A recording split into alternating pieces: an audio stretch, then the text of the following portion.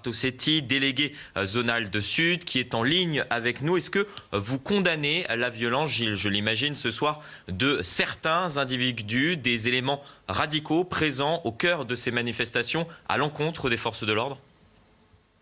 Bonsoir. Oui, bien évidemment que nous condamnons ces actes de violence. D'abord, je pense à ces nombreux policiers qui sont blessés régulièrement, à mes collègues qui sont blessés en France lors de manifestations.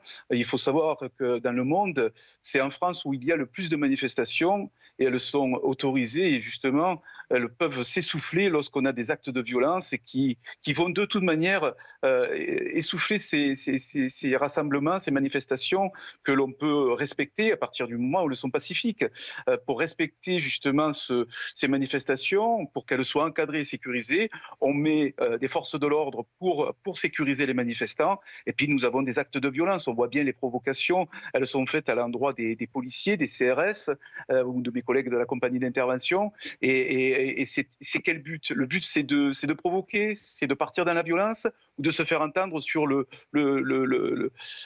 pass sanitaire ou non. C'est fort dommageable parce que je vous dis bien, dans toutes les manifestations qui sont encadrées, dans 98% des cas, ça se passe toujours très bien. Est-ce que vous disposez des chiffres ce soir du nombre de policiers blessés, du nombre d'interpellations? Et est-ce que vos collègues vont bien?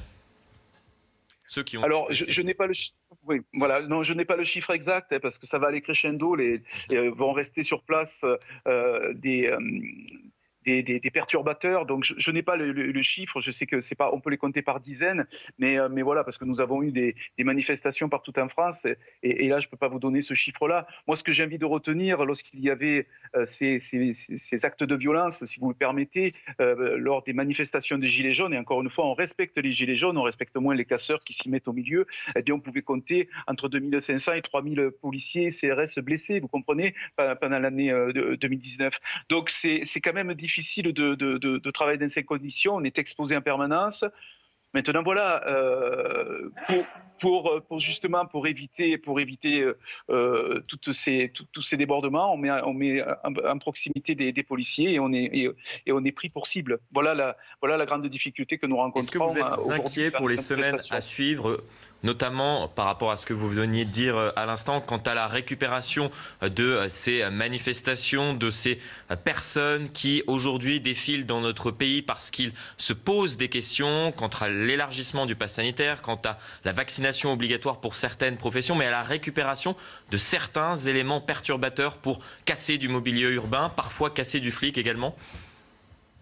Oui, nous sommes très inquiets parce qu'on a bien compris, encore une fois, que ça prend à chaque fois une dimension politique. Donc, ces manifestations vont être infiltrées par des troubles faits, par des casseurs, par des actes de violence qui auront un fond aussi politique ou en tout cas repris politiquement. Et c'est pour cette raison que nous avons de grandes inquiétudes, surtout qu'on nous demande régulièrement, tous les mois, de donner des priorités dans nos missions. Soit ça va être le couvre-feu, soit ça va être les actes de violence qui sont faits à l'endroit des femmes. Et nous avons notre quotidien. Notre quotidien, vous savez, que ce soit pour les CRS ou les policiers en centre urbain, c'est de sécuriser la population, d'être proche des citoyens. Donc nous devons être sur tous les fronts. Nous ne lâcherons pas non plus, parce qu'on peut être fatigué, mais nous ne serons jamais usés parce que nous avons un devoir républicain de faire régner l'ordre et d'éviter tous ces débordements. Mais on a de grandes inquiétudes, bien évidemment, comme vous vous en doutez, pour la rentrée.